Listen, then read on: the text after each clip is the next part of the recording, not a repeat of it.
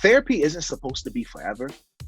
There is an end point. There's a point when it stops. Once we come to the conclusion of one particular issue that we were working with, and you find a healthy way to cope and you find a healthy way to manage, it doesn't stop being an issue in your life. It's never going to stop, but you're able to deal with it in a way that's far more beneficial to your long-term mental and emotional health.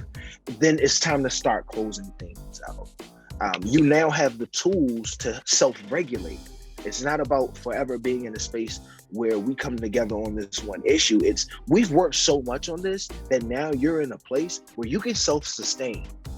You can kind of tread water a little bit. You're not going to drown in this space. And then perhaps you go to therapy and we start talking about something else and we're moving on to another one of those million pieces. Growth isn't a destination.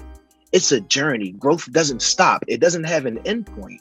And I think some people feel this imposter syndrome because they get the thing and it doesn't feel the way they thought it would. The growth doesn't feel the way they thought it would. They're the dog chasing the car that finally catches the car and sticks his teeth in the bumper, and now he's like, oh, that's it? It's not the destination, it's the journey. Therapy is not immediate. There's no immediate impact. You're not going to walk in on Monday and be solved by Friday. It doesn't work that way.